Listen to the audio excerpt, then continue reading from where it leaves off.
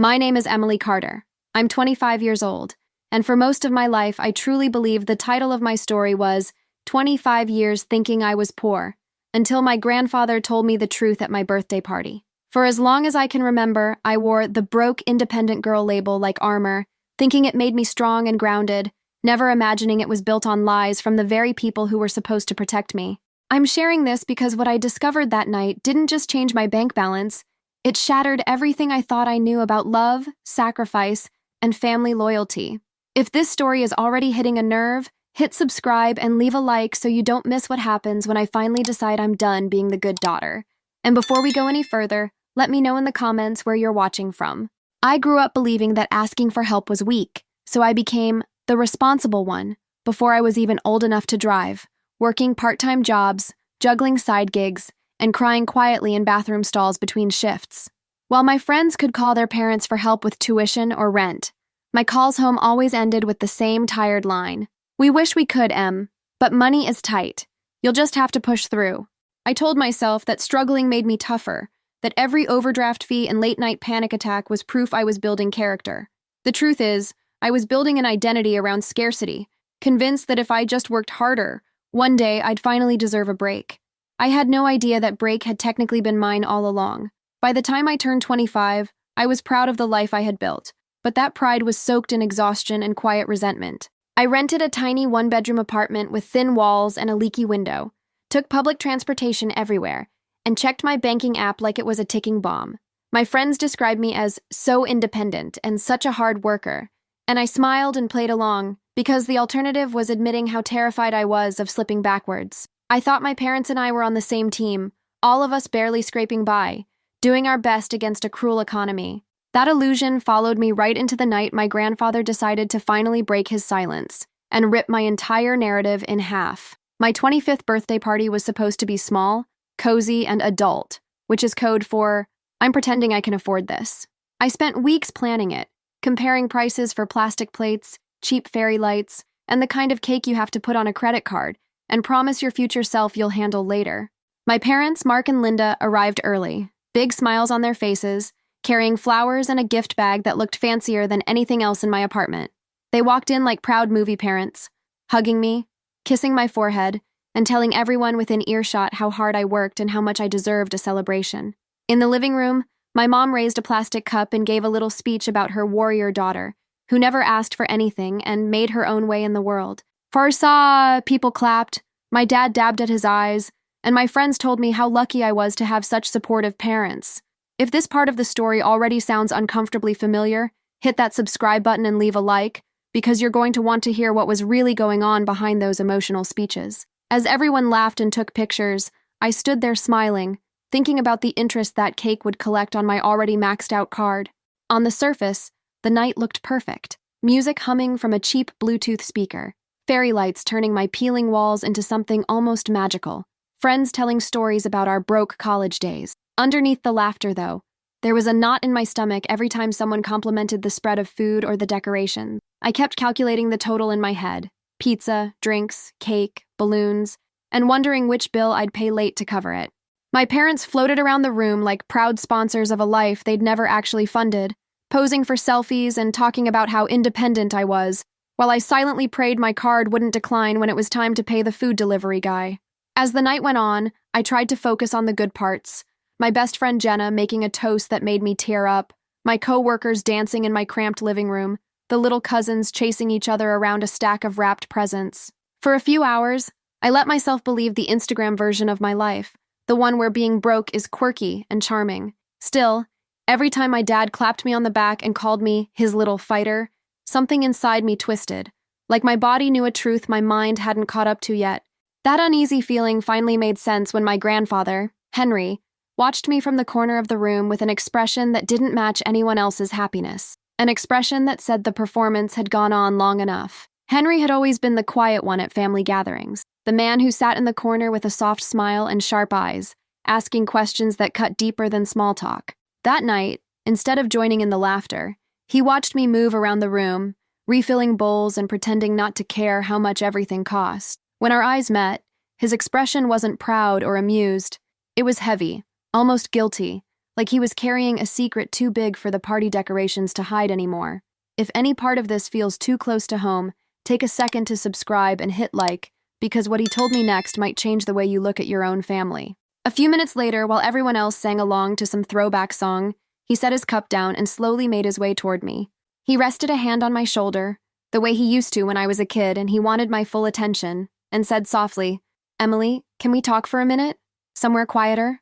My heart dropped into my stomach, because adults don't pull you aside at your own birthday to tell you something casual, and for a split second I panicked, thinking he was about to tell me he was sick. I glanced around the room, my mom laughing with Jenna, my dad recording everything on his phone, cousins dancing, and suddenly, I felt like I was stepping off stage in the middle of a performance. I forced a smile, nodded, and led him toward the kitchen, away from the music and the eyes and the version of my life everyone thought they knew. I had no idea that the girl who walked into that kitchen was not the same girl who would walk back out. The moment the door swung shut behind us, the noise from the party melted into a dull, distant hum, like it was happening in another world. The kitchen light was harsher than the warm glow in the living room, and for the first time all night I noticed how tired Henry looked. Deep lines in his face, eyes full of something between anger and regret. I tried to joke it off, asking if everything was okay, bracing myself for news about his health or a family argument I'd somehow missed. Instead, he looked straight at me and said quietly, "I need to ask you something, and I want you to be completely honest with me." The seriousness in his voice made my skin prickle, and I felt my hand tighten around the edge of the counter, as if I already knew my life was about to split into before and after. Henry pulled out a chair at the small kitchen table and motioned for me to sit, his hands trembling just enough for me to notice. For a second, I considered calling my mom in, or at least Jenna, but something about the way he looked at me told me this conversation wasn't meant for anyone else.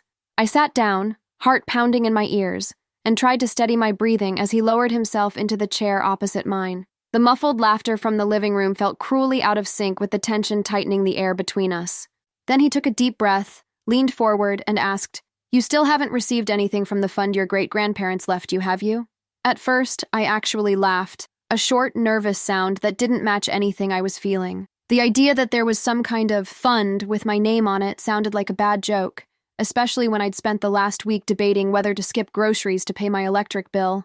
I shook my head and said something like, "What are you talking about? You know we're not that kind of family," half expecting him to smile and say he'd misspoken. Instead, his face hardened, and he shook his head slowly, the way you do when you're finally done pretending. The room seemed to tilt as he began to explain that not only did such a fund exist, but it had been in my name for years, managed, controlled, and carefully hidden from me by my own parents. As his words tumbled out, patrimony, held in trust, your parents as guardians, my brain struggled to keep up, like it was translating a foreign language in real time. Every memory of my parents saying, "We're broke," every lecture about responsibility, every time they praised my independence flashed through my mind, suddenly tinted with something darker. It felt like someone had just told me I'd been starving in front of a locked pantry full of food with my name on it, while the people holding the key patted my head and called it life lessons. I gripped the edge of the table so hard my knuckles went white, caught between wanting to scream and wanting this to be some massive misunderstanding. Little did I know, this was only the first crack in a much deeper, much uglier truth about the kind of love I'd been living under my whole life. For a few seconds after Henry finished talking, I just stared at him, waiting for the punchline that never came. It was like my brain refused to let the words land, because if they were true, then my entire life up to that point had been built on a lie. I shook my head and said, "No, that can't be right. My parents are always talking about debt and bills and how hard things are. We're not that kind of family." Saying it out loud suddenly sounded weak, like I was reciting a script someone else had written for me. If this is twisting something in your chest the way it did in mine, hit subscribe and leave a like, because what I did next came from a place I didn't even know I had inside me. Henry didn't rush to convince me. He just watched my face as the color drained from it and the reality started to seep in. He told me about meetings with lawyers after my great-grandparents died, about documents that named me specifically, about how my parents had insisted they would handle everything until she's ready. Each detail was another crack in the image I had of my broke, struggling family, of my parents sacrificing everything for me. Memories started rewinding in my head, my dad signing papers and telling me not to worry, my mom snapping, "You're too young to understand this stuff," whenever I asked about money. Suddenly, their constant talk of scarcity felt less like honesty and more like theater. Then the anger hit. hot, sharp, and so unfamiliar in its intensity that it scared me. I thought about the nights I'd gone to bed without dinner so I could stretch groceries a few more days, the humiliation of having my card declined on a date, the way my parents praised my resilience like my suffering was a personality trait. If there had been money in my name all that time, then every tear, every panic attack, every degrading job I took wasn't just bad luck. It was unnecessary. It felt like realizing you'd been locked out of your own house while the people inside lectured you about surviving in the cold. In that cramped kitchen, with the party buzzing obliviously in the background, the version of my parents I'd loved all my life started to crumble. Once Henry saw that the denial had broken, he gently suggested we look into the actual paperwork together, saying he was tired of pretending he didn't know what was going on. On the outside, I nodded, but on the inside, my mind was racing through years of small, normal moments that suddenly looked very different under this new light.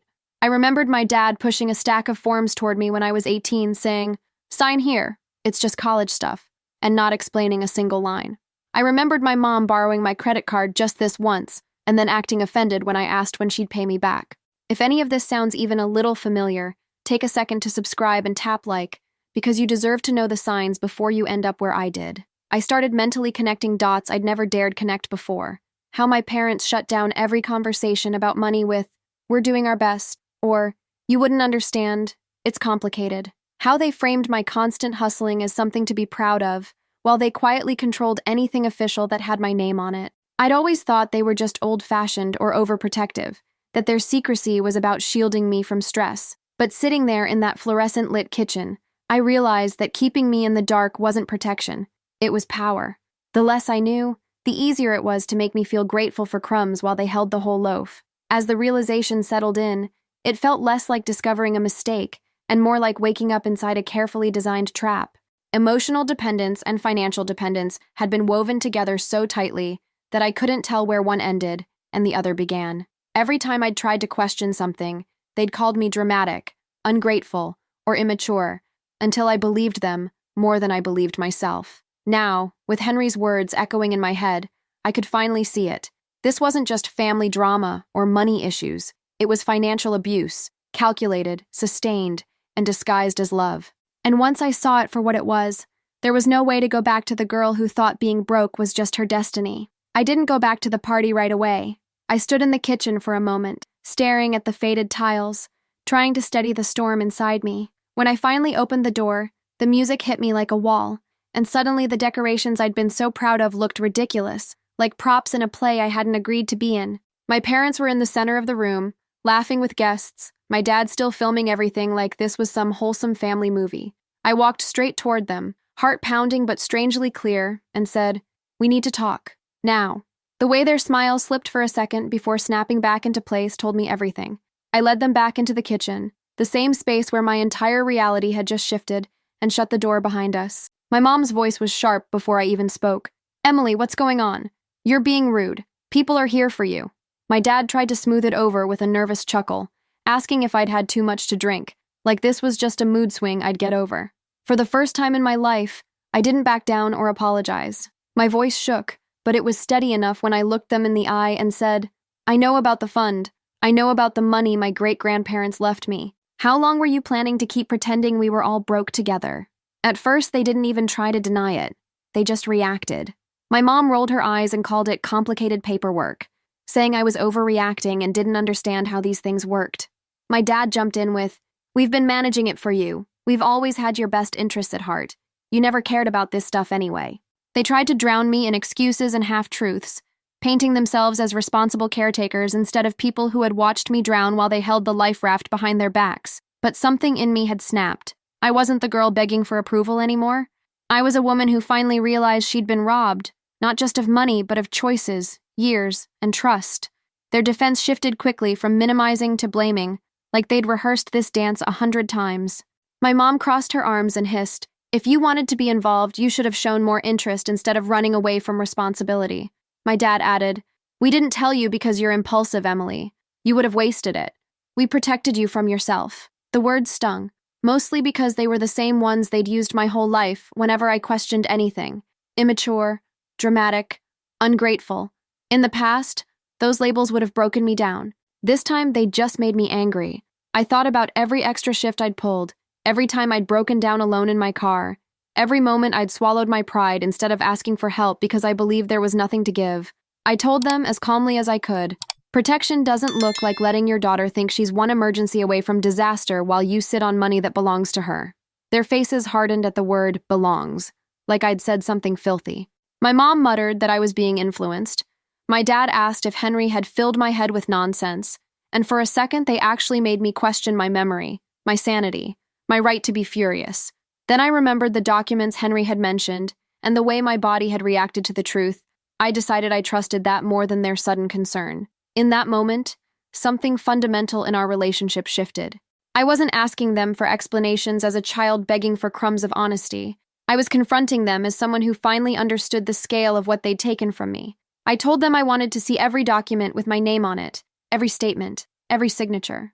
I told them I would be getting legal advice, whether they liked it or not. They tried to laugh it off, then threatened that lawyers would tear the family apart, but the threat didn't land like it used to. The family I thought I was protecting had already been broken. I was just finally seeing the cracks. As their voices rose and the party continued on the other side of the door, I realized there was no going back to the obedient daughter role they'd written for me, and that terrified them more than any lawyer ever could. The next morning, my phone buzzed with texts from friends about how amazing the party had been, while my head throbbed with the weight of what had actually happened. I didn't answer any of them. Instead, I sat at my tiny kitchen table with a cup of coffee gone cold, replaying every word my parents had thrown at me, immature, ungrateful, dramatic, and realizing how often those words had kept me small and quiet. When Henry called and simply said, "Are you ready to see the papers?" I felt something inside me straighten, like a spine that had been bent for years finally locking into place. If any part of this feels like the beginning of your own turning point, subscribe and leave a like so you can stay with me through the rest of this journey. You don't have to untangle this kind of pain alone. Henry picked me up and drove us to his house, where he kept an old metal filing cabinet that suddenly felt more sacred than any family photo album. He laid out folders on the dining table, copies of wills, trust agreements, bank statements, and for the first time, I saw my full name printed over and over again next to words like beneficiary and account holder. My signature appeared on documents I barely remembered signing, always with my parents' handwriting nearby, always with some note about management or temporary guardianship. It was sickening to realize how often I'd been present without truly being there, trained to trust them so completely that I never thought to ask what I was agreeing to. With every page we turned, the story I'd been told growing up, of us all suffering together, fell apart a little more. From there, things moved quickly and painfully. I found a lawyer who specialized in exactly this kind of situation, someone who didn't flinch when I said the words financial abuse and by my own parents in the same sentence. We started the long process of demanding full transparency, freezing unnecessary movements, and establishing my legal right to control what had always been mine. At the same time, I began therapy, because I knew that even if I got every cent back, it wouldn't fix the part of me that had learned to equate love with deprivation. Sitting in that therapist's office, saying out loud that my parents had betrayed me, felt almost harder than signing legal papers against them. But I also knew this. I couldn't rebuild my future on top of their lies anymore, not if I ever wanted to feel truly free. At first, all I could think about was making them pay, legally, emotionally, publicly. I pictured confronting them in court, exposing them to the rest of the family, cutting them out of my life so cleanly that they'd feel the emptiness every single day. Anger made everything look simple. There were villains, and there was me, the wrong daughter finally getting justice. But as the weeks turned into months, the reality got messier. I saw how deeply I'd been wired to seek their approval, how part of me still wanted them to apologize, to suddenly become the parents I'd always believed they were. Revenge, I realized, wouldn't rewrite the past, or give me a childhood where I felt safe and supported. It could win a battle, but it couldn't give me back the years I'd spent fighting shadows I didn't understand. Slowly, my focus shifted from how do I hurt them to how do I stop letting what they did keep hurting me. I used the money I eventually gained control over not as a weapon, but as a tool. I paid off every debt that had kept me awake at night, built an emergency fund so I never had to panic over a flat tire again, and invested in courses and experiences I'd always written off as too expensive for someone like me. Each decision I made on my own terms felt like a small act of rebellion against the story they'd tried to trap me in. I wasn't the broke, tough girl anymore. I was a woman with options, with knowledge, with boundaries, and that, more than any revenge fantasy, was what really scared them. In time, I came to see that my real victory wasn't in watching my parents squirm. It was in refusing to let their choices define my worth any longer. I set firm limits on how and when I spoke to them, if at all, and stopped explaining myself to people who were invested in misunderstanding me. The little girl who thought love meant accepting whatever you were given, no questions asked, finally grew into someone who could say, "You hurt me, and I'm allowed to protect myself now." My life didn't magically become perfect, but it became mine, fully and undeniably mine. And that, after 25 years of manufactured scarcity and silent control, was the sweetest revenge I could have asked for. After everything you've heard, let me turn this back to you for a second. If you were in my place, finding out at 25 that your entire broke and independent identity was built on a lie your own parents maintained, what would you have done differently? Would you have gone straight for revenge, tried to forgive, or walked away and never looked back? Do you believe that revenge can ever really bring peace in a situation like this? Or does it just keep you tied to the same people who hurt you in the first place? And honestly, after hearing what my parents did, controlling my inheritance while watching me struggle, do you think I went too far or not far enough? Let me know in the comments. Your perspective might help someone else who's going through the same thing. If you want more stories about family betrayal, messy healing, and taking your power back, make sure you're subscribed and turn on notifications so you don't miss what comes next. And don't miss the next video, where I'll share some real-life signs of financial abuse inside families and how to quietly start protecting yourself before it's too late.